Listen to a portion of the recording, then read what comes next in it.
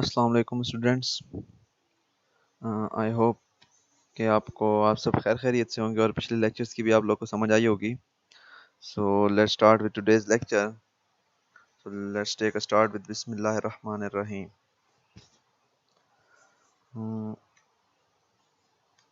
Today is our 7th lecture of Animal Physiology 2. Today is Thursday 23rd April 2020. Uh, that was the question from previous lecture that I have asked from you guys, that patients of high blood pressure can't use salt in their diet as it increases their blood pressure. How and why NaCl increases blood pressure? ठीक है, मैंने ये question किया था कि हमारे पास जो high blood pressure के मरीज होते हैं मोस्टली उनको नमक मना होता है। क्यों? बिकॉज हमारे पास जो NaCl है, ये नमक की अगर हम ज़्यादा क्वांटिटीज लें तो हमारा ब्लड प्रेशर हाई हो जाता है। ठीक है, हाई तकरीबन हम जो भी जितने भी ह्यूमन बींग्स हैं वो जब ज़्यादा क्वांटिटीज में अगर साल्ट कंज्यूम करें तो सबका ब्लड प्रेशर हाई होता है। लेकिन जो नॉर्मल हैं, जो यानी कि हाई ब्लड प्रेशर के पेशेंट्स नहीं होते, उनमें क्या होता है कि हाई ब्लड प्रेशर उनका होता है लेकिन उनमें जो वो मैकेनिज्म है कि वो उस मैकेनिज्म को क्या कर लेते हैं, उस मैकेनिज्म के थ्रू वापस से जो है ब्लड प्रेशर को नॉर्मलाइज कर लेते हैं। लेकिन जो बीपी के मरीज होते हैं, हाई ब्लड प्रेशर के जो पेशेंट्स होते हैं, उनके लिए ये बहुत खतरनाक होता है। बिकॉज उनमें जो है ब्लड प्रेशर को वापस नॉर्मलाइज करने के जो सिस्टम है उसमें थोड़े बहुत एबनॉर्मेलिटीज होती हैं, तो वो वापस से नॉर्मल होने में बहुत टाइम लग जाता है। तो इसीलिए जो हाई ब्लड प्रेशर के मरीज होते हैं उनको NaCl या जो हमारे पास कॉमन साल्ट है उसकी ज़्यादा यूटिलाइजेशन मना होती है। अब पहली चीज जो क्वेश्चन है that how and why NaCl increases blood pressure. अब सिस्टम क्या है कि आप लोगों ने पढ़ा होगा सॉल्यूशंस की जो टाइप्स हमारे पास, isotonic solution, hypotonic solution and hypertonic solution. जो आइसोटोनिक हम कहते हैं कि अगर सेल से बाहर और अंदर क्या हो, सेल से बाहर और अंदर अगर सॉल्यूट की कंसंट्रेशन सेम हो तो हम आइसोटोनिक कहते हैं। हाइपोटोनिक कहते हैं कि अगर सेल के अंदर सॉल्यूट की कंसंट्रेशन ज्यादा हो और सेल के बाहर सॉल्यूट कंसंट्रेशन कम हो तो ये हमारे पास हाइपोटोनिक सॉल्यूशन है। और हाइपरटोनिक सॉल्यूशन हम कहते हैं कि अगर सेल से बाहर सॉल्यूट की कंसंट्रेशन ज्यादा हो, हाई हो, और सेल के अंदर सॉल्यूट कंसंट्रेशन लो हो तो इसको हम हाइपरटोनिक सॉल्यूशन कहते हैं। अब क्या होता है कि हमारे पास जैसे ही हम NaCl लेते हैं तो ज़्यादा मिकदार में जब NaCl इंटेस्टाइन से, स्मॉल जो डुओडेनम है स्मॉल इंटेस्टाइन की, वहाँ से एब्जॉर्ब होता है। मोस्टली हमारे पास जो ये साल्ट्स और वाटर हैं वो मोस्टली जो है हमारे पास लार्ज इंटेस्टाइन में एब्जॉर्ब होते हैं। जैसे ही एब्जॉर्ब होते हैं तो हमारे पास क्या हो जाता है, ब्लड में NaCl की कंसंट्रेशन इंक्रीज हो जाती है, तो एक हाइपरटोनिक सोल्यूशन बन जाता है। लाइक ब्लड में सॉल्यूट की कंसंट्रेशन हाई होती है और जो वेसल्स के सेल हैं और इर्द गिर्द के जो सेल्स हैं, ठीक है, जहाँ पे ब्लड न्यूट्रिएंट्स प्रोवाइड कर रहा है, जो एक्स्ट्रा सेलुलर फ्लूइड है, वहां पे क्या आता है, सॉल्यूट की कंसंट्रेशन कम होती है। एज अ रिजल्ट क्या होता है कि हमारे पास उस सॉल्यूट की कंसंट्रेशन को नॉर्मल करने के लिए इर्द गिर्द के सेल से वाटर क्या करता है, डिफ्यूज होता है। आपको पता है कि हमारे पास हाइपरटोनिक सोल्यूशन का ये है एक असूल है कि हमारे पास सेल से बाहर जब भी सॉल्यूट की कंसंट्रेशन ज्यादा होती है तो सेल से वाटर डिफ्यूज होकर बाहर निकलता है। तो अब जो हमारे पास लाइक वेसल्स के सेल एंडोथीलियम है, ठीक है, और हमारे पास जो दूसरे सेल्स हैं बॉडी के, एक्स्ट्रा सेलुलर फ्लूइड है, वहां से सारा पानी डिफ्यूज होके ब्लड में आ जाता है। ठीक है, अब क्या होता है कि ब्लड में जब सारा पानी आ जाता है तो ब्लड का वॉल्यूम इंक्रीज कर जाता है। और ये सिंपल रूल है कि जब आपके पास वेसल का साइज कम होगा और ब्लड का वॉल्यूम ज्यादा होगा तो चीज जो है वो लिक्विड जो है वो प्रेशर से फ्लो करता है। लाइक अगर आप देखें पीछे से पानी का बहाव ज्यादा आ रहा हो, ठीक है, पाइप में, और आप आगे से क्या करें, वेसल को थोड़ा सा जैसे ही आप नैरो करते हैं पानी का प्रेशर बढ़ता जाता है। ठीक है, तो सेम इसी तरह ब्लड का वॉल्यूम इंक्रीज हो जाता है। तो जैसे ही ब्लड का वॉल्यूम इंक्रीज होता है तो हमारे पास नॉर्मल जो पर्सन होते हैं, जो हाई ब्लड प्रेशर के मरीज नहीं है, उनमें क्या होता है कि उनकी जो आर्टरीज और वेसल्स हैं वो इजीली डायलेट हो जाती हैं।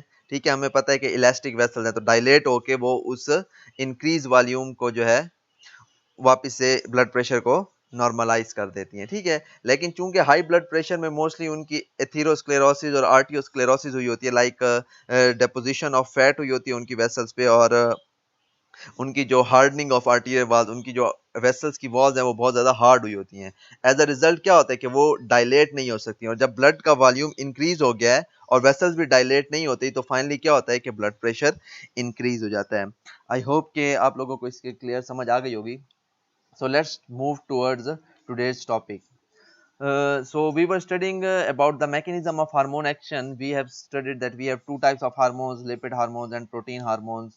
We have discussed in the previous lecture the mechanism of action of lipid hormones, and I hope you guys have got it.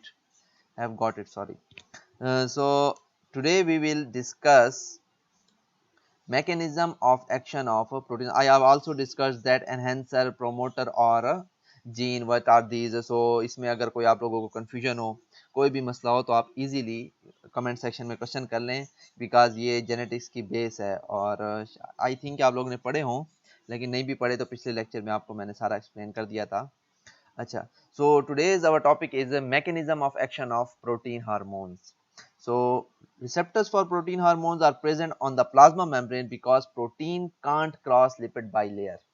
ठीक है, हमें पता है क्या है, हमने पहले भी पढ़ा था कि जो हमारे पास प्रोटीन हार्मोन के रिसेप्टर्स हैं वो कहाँ प्रेजेंट होते हैं, सेल सरफेस मेम्ब्रेन पे प्रेजेंट होते हैं। क्यों प्रेजेंट होते हैं? Because as proteins are insoluble in lipid bilayer, so they can not cross the plasma membrane barrier, so they must have their receptors on the surface of cell membrane so that the protein hormones can easily bind to their receptors. Because अगर इनके भी receptor cytoplasm में होते तो ये तो cytoplasm में आ ही नहीं सकते, तो वो बिल्कुल ही कोई रिस्पॉन्स सेल प्रोड्यूस ना कर सकता। ठीक है, सो हमारे पास अब क्या होता है, so protein hormones required a secondary messenger system to convey its message to the cell. अब क्या होता है कि प्रोटीन हार्मोन को क्या चाहिए, सेकेंडरी मैसेंजर सिस्टम चाहिए, ताकि वो अपना मैसेज जो है वो सेल के इंटीरियर तक पहुंचा सके। लाइक सेकेंडरी मैसेंजर हम किसे कहते हैं, एग्जांपल दूं मैं आप लोग को। लाइक फॉर एग्जांपल, आपने कोई भी घर है, लाइक मैं अगर अपने घर इंटर हो रहा हूँ तो मुझे अपने घर एंट्री का कोई बैरियर नहीं है। लाइक अगर मैं अपने घर इंटर हो रहा हूँ तो मैं लिपिड हार्मोन हूँ और मैंने घर के किसी मेंबर को कोई मैसेज पहुंचाना है, तो मैं इजीली घर के अंदर इंटर होऊंगा और उसको मैसेज पहुंचा दूंगा। लेकिन अगर फॉर एग्जांपल आप किसी प्राय घर जा रहे हैं, लाइक मोस्टली जो ये मेल जाते हैं, जो फॉर एग्जांपल दरजानी के घर जाते हैं, ठीक है, अब जो वो बंदा है वो प्रोटीन हार्मोन है, बिकॉज वो घर के अंदर इंटर नहीं हो सकता, और वो जो घर का दरवाजा है वो क्या है, प्लाज्मा मेम्ब्रेन। तो अब क्या होता है कि वो दरवाजा खटकाता है और एक छोटा बच्चा घर से बाहर निकलता है। अब ये बंदा जो है, जो प्रोटीन हार्मोन, ये उस बच्चे को मैसेज देता है, जो भी मैसेज है कि भाई कपड़े उठाने या कपड़े देने जो भी, तो वो फिर जो बच्चा है वो फिर मैसेज अंदर लेके जाता है दरजानी तक।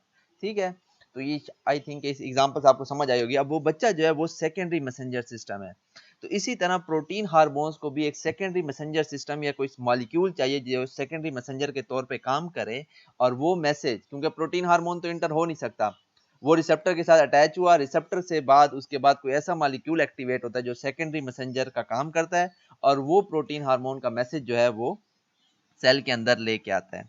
ठीक है, so we have many types of secondary messenger system. The most common one are the secondary messenger system are adenyl cyclase or CAMP secondary messenger system. CAMP is the cyclic adenosine monophosphate. You guys have studied ATP, adenosine triphosphate. So when this ATP is converted into cyclic AMP and releases two inorganic phosphates, I will discuss it later. The second secondary messenger system is the phospholipase C and calcium secondary messenger system, and third one is tyrosine kinase secondary messenger system. So let's move to the very first type of secondary messenger system, that is adenyl cyclase or CAMP secondary messenger system. So this mechanism is used by different hormones like ACTH, TSH, FSH, ACTH adrenocorticotropic hormone, TSH is thyroid stimulating hormone, we have discussed it in detail in previous lectures, FSH follicle stimulating hormone, LH is known as luteinizing hormone, vasopressin, we have vasopressin, we have parathyroid hormones, catecholamines, glucagon, secretin, hypothalamic hormone releasing hormones. We will discuss all these hormones in next lectures when we start studying the endocrine glands. So mostly these hormones work in by using adenyl cyclase CAMP secondary messenger system as their secondary messenger. So these most of these hormones uses, so we have different types of receptors on the cell membrane for proteins. So mostly the protein use G protein coupled receptors. G protein coupled receptors. This G is for Gilman, and Gilman was the scientist who discovered that G protein. So most of the proteins, hormones that work, that uses adenyl cyclase and CAMP secondary messenger system, they uses a G protein coupled receptors as their receptors. So why they are called G protein coupled receptors? Because they are discovered by Gilman scientists for the first time. So to honor the Gilman, they have named these proteins as a G protein coupled receptors. So we have different types of G protein receptors like GS, which is known as G stimulatory, GI, that is G inhibitory, and G naught, it is present in brain and heart. Like I have told you that the hormone that is coming from the gland, it may have two effects. Either it start or it stimulate the cell for, or it stimulate the cell for the production of some kind of protein or the expression of some kind of protein. Its second effect is its inhibitory effect, whether it comes and inhibit the cell to secrete a certain protein. Like a cell is secreting protein, and that inhibitory G hormone comes attached to the G inhibitory, and then this hormone inhibit the secretion of that particular hormone that the cell was secreting before. So we have different types of G protein. GS, G stimulatory, that stimulate the secretion of or production of, yeah, expression of different kind of protein.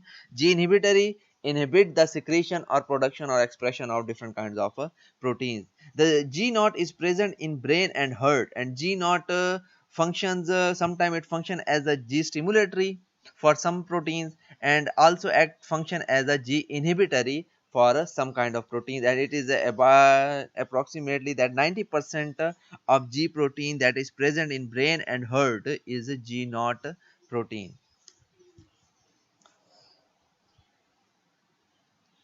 मैं थोड़ा तेज तेज बोल रहा हूँ because ये आपका recording हो रही है, तो आप बार बार सुन सकते हैं, लेकिन मैं इसलिए ज़्यादा तेज बोल रहा हूँ ताकि जो साइज़ है लेक्चर का वो थोड़ा बने, क्योंकि एक सुनने में आया कि वो ज़्यादा बड़ी साइज़ हो तो फिर डाउनलोडिंग में मसला होता है, और जो हमारे पास ऐसे स्टूडेंट्स हैं जो देहात वगैरह में रहते हैं और वहाँ पे उनका नेटवर्क प्रॉब्लम होता है, तो इसलिए मैं ज़रा थोड़ा तेज तेज पढ़ा रहा हूँ ताकि 20 मिनट से कम कम वीडियो बनाऊँ और ईजिली जो है हर कोई उसको डाउनलोड कर सके. So let's move to the mechanism. So what happens, like protein hormone binds to G protein coupled receptor. First of all, I explain G protein to you. So G protein coupled receptors, I have already told कि हमारे पास जो है G protein, why we call it G protein, because it was discovered by Gilman scientist, and this G is from Gilman. So this G protein, listen carefully, this G protein is a 7 transmembrane protein, is a 7 transmembrane protein. आप लोगों ने पढ़े होंगे पहले, हमारे पास different types of proteins हैं cell membrane पे. Extrinsic protein जो सेल की आउटर सरफेस पे प्रेजेंट होते हैं. इस डायग्राम में कोई भी नजर नहीं आ रहा शायद, अगर नेक्स्ट डायग्राम में हो, सॉरी, बस आप लोगों को शायद पता होगा. एक्सट्रिंसिक प्रोटीन जो सेल की, फॉर एग्जांपल ये सेल के इनर सरफेस है, ये सेल के आउटर सरफेस है, तो अगर कोई इधर प्रोटीन प्रेजेंट होगा तो उसको हम एक्सट्रिंसिक प्रोटीन कहेंगे. जो इनर साइड पे होते हैं उसको हम इंट्रिंसिक प्रोटीन कहते हैं. और हमारे पास जो सेल्स की दोनों साइड्स पे निकले हों उनको हम ट्रांस मेम्ब्रेन प्रोटीन्स कहते हैं.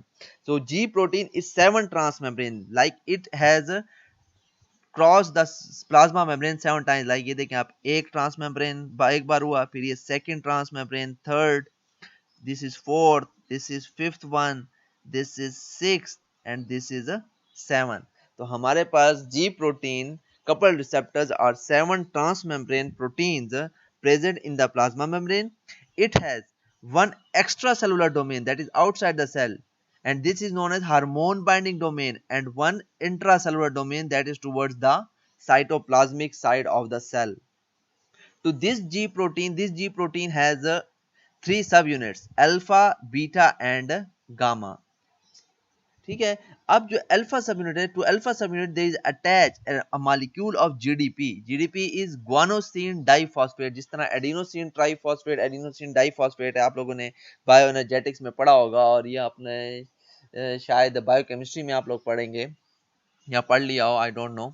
तो जीडीपी अल्फा सब यूनिट के साथ क्या अटैच होती है, जीडीपी अटैच होती है. अब जो साइटोप्लाज्मिक या सरफेस है, जो डोमेन है जी प्रोटीन कपल रिसेप्टर की, उसके साथ 3 उसके सब यूनिट अटैच हैं, alpha, beta and gamma.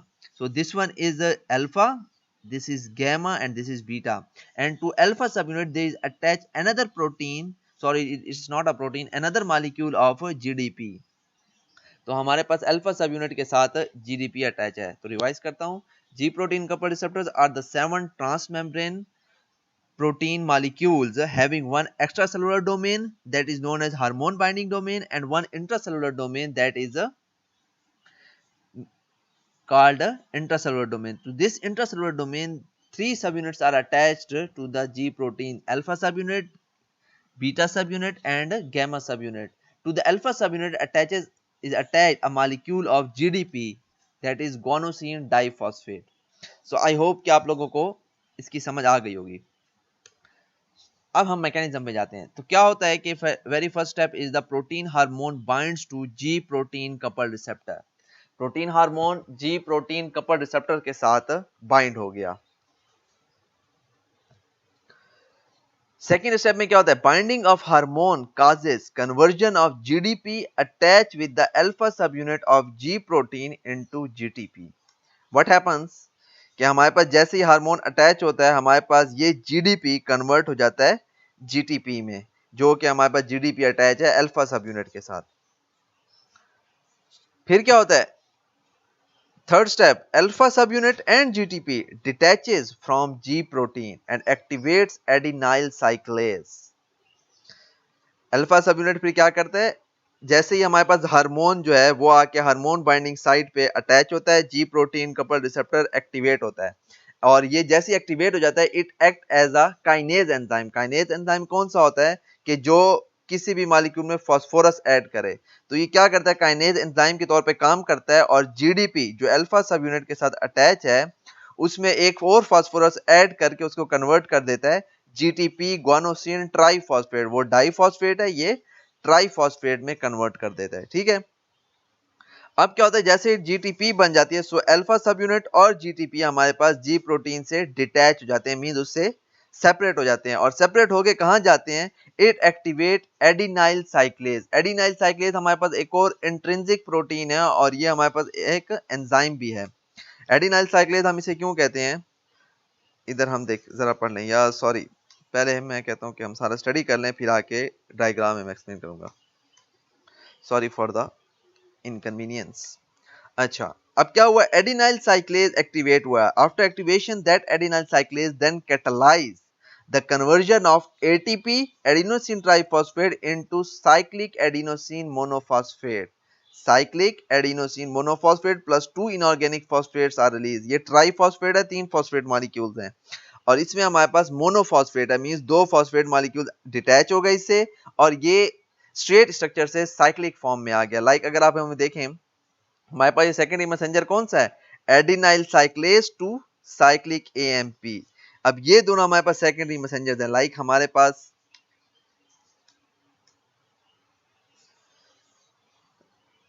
Cyclic AMP जो है it act as a secondary messenger system.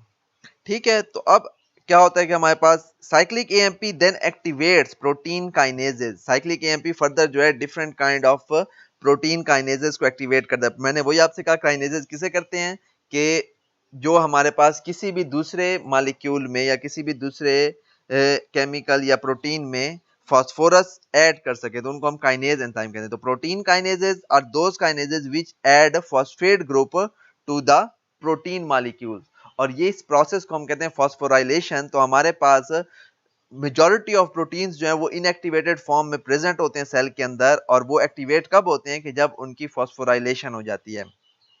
Like अगर हम इधर देखें, जी प्रोटीन क्या था, ये इनएक्टिवेटेड फॉर्म में था जब जीडीपी की फॉर्म में. ठीक है, अल्फा सब यूनिट, जैसे ही ये जीटीपी फॉस्फोराइलेशन होती है, ये एक्टिवेट हो गया और जी प्रोटीन से डिटैच होके कहां चला गया, एडिनाइल साइक्लेज पे. ठीक है, फिर ये उसी सेम प्रोसेस एडिनाइल साइक्लेज को फॉस्फोराइलेशन के जरिए एक्टिवेट करते हैं, और वो जैसे एक्टिवेट होता है वो क्या कर लेता है, एटीपी को कन्वर्ट कर देता है साइक्लिक एएमपी में और इनऑर्गेनिक फॉस्फेट में. Cyclic AMP then activates other protein kinases, और जैसे ही वो प्रोटीन काइनेजेस एक्टिवेट होते हैं वो जो पार्टिकुलर प्रोटीन को हम एक्टिवेट करना चाह रहे हैं, लाइक हम किसी भी पार्टिकुलर जीन की अब हम इधर चलते हैं। अब क्या हुआ हमारे पास, देखें ये हमारे पास इधर एक बना हुआ है, 1 2 3 4 5 6 7, ये 7 ट्रांस मेम्ब्रेन है, ये हमारे पास जी प्रोटीन स्टिमुलेटरी है और ये जी प्रोटीन इनहिबिटरी है, ठीक है। अब क्या हुआ, हम स्टिमुलेटरी की बात करते हैं पहले। क्या हार्मोन आया, the hormone attaches itself to the hormone binding domain of G protein, ये आगे इधर आया, अल्फा बीटा गामा इसकी सब यूनिट है और जीटीपी। तो ये क्या हुआ कि हमारे पास जैसे ही हार्मोन बाइंड होता है GDP is converted into GTP, ठीक है। This GTP then moves to the, क्या हमारे पास ये अल्फा सब यूनिट और जीटीपी क्या हो गया, ये कन्वर्ट एक्टिवेट होता है और जी प्रोटीन से डिटैच हो जाता है। ये जाके फिर क्या करता है, एडिनाइल साइक्लेज को एक्टिवेट करता है, ठीक है। एडिनाइल साइक्लेज को किस तरह एक्टिवेट करता है कि ये जीटीपी बना था, ये अपना फॉस्फेट इसे देता है और वापस से जीडीपी में कन्वर्ट होके वापस इधर आके अल्फा सब यूनिट और जीडीपी वापस आके जी प्रोटीन के साथ अटैच हो जाते हैं।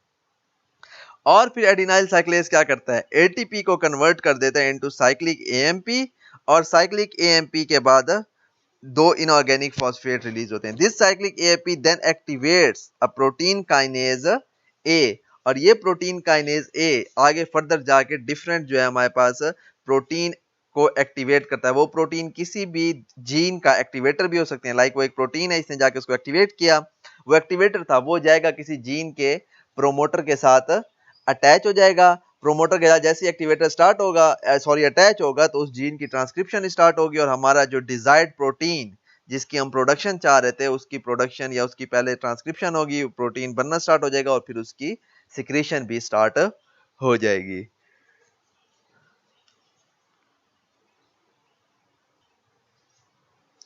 ठीक है, तो हमारे पास अगर ये जी इनहिबिटर ही होगा तो हमारे पास क्या होगा, यही सेम प्रोसेस होगा, लेकिन तब क्या होगा, सिग्नल चूंकि नेगेटिव का होगा तो हमारे पास क्या होगा, एडीपी राइबोसाइलेशन बाय पर्टुसिस टॉक्सिन, ये और एक टॉपिक है पर्टुसिस टॉक्सिन का, इसको छोड़ दें।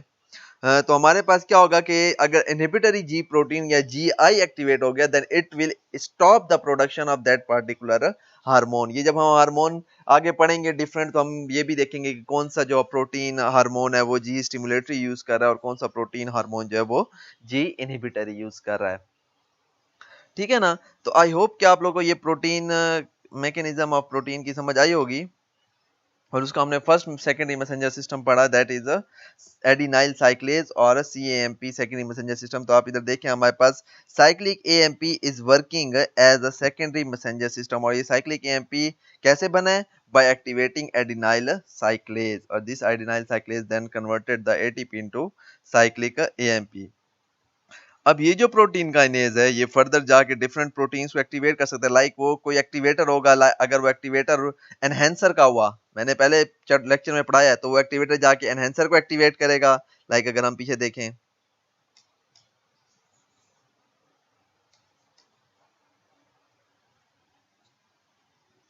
ठीक है। तो अगर वो एक्टिवेटर प्रोटीन एनहेंसर का हुआ तो आके एनहेंसर पे अटैच होगा, एनहेंसर एक्टिवेट होगा, एनहेंसर जाके प्रोमोटर को एक्टिवेट करेगा राउंड होके और फिर हमारे पास ट्रांसक्रिप्शन स्टार्ट होगी, सॉरी। और अगर वो एक्टिवेटर हुआ डायरेक्ट प्रोमोटर सीक्वेंस का तो वो डायरेक्ट प्रोमोटर पे आके अटैच होगा और हमारे पास जो हमारा डिजायर्ड प्रोटीन है या पार्टिकुलर प्रोटीन है उसकी ट्रांसक्रिप्शन स्टार्ट होगी। ट्रांसक्रिप्शन के बाद वो डिजायर्ड प्रोटीन बनेगा और फिर उसकी सिक्रीशन भी स्टार्ट हो जाएगी, ठीक है। तो आज के लिए हमारे पास इतना लेक्चर बहुत है। आई होप कि आप लोग को समझ आई होगी और लाजमी आप लोग क्वेश्चन किया करें प्लीज, ताकि जो है आप लोग को भी क्लियर हो जाए हर चीज़ और जो आपके दूसरे स्टूडेंट्स हैं अगर उनके भी दिमाग में कोई क्वेश्चन है तो वो भी लेक्चर सुनेंगे तो उनको भी वो जो डाउट्स हैं उनके वो क्लियर हो जाएंगे, ठीक है। ये बहुत इंटरेस्टिंग भी है लेकिन थोड़ा बहुत कम्प्लेक्स है, तो किसी किस्म की भी कंफ्यूजन हो you can ask in the comment section,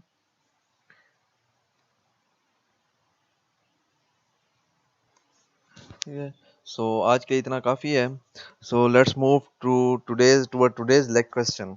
आज का क्वेश्चन हमारा ये है कि जो जिसका आप लोग ने आंसर देना है, why drinking water just after taking a meal is forbidden. क्या हमारे पास क्यों आपने फौरन खाना खाया और उस खाना खाने के फौरन बाद पानी पीना क्यों मना है और क्यों मना करते हैं, उससे क्या मसला होता है या कौन सी प्रोसेस होता है, तो वो आप लोग ने एक्सप्लेन करना है कि क्यों खाना खाने के फौरन बाद पानी पीना मना है, ठीक है। So thanks for your participation in the lecture. I hope कि आप लोगों को सब चीज़ क्लियर हो जाएगी आहिस्ता आहिस्ता। और घर पे रहें, सेफ रहें। अल्लाह ताला सारे जल्दी से जो है इस कोरोना वायरस को ख़त्म करे और लॉकडाउन भी ख़त्म हो, क्योंकि अब बिल्कुल बोरियत की इंतहा हो चुकी है। चलें, आजकल के लिए इतना काफ़ी है। अल्लाह हाफ़िज़।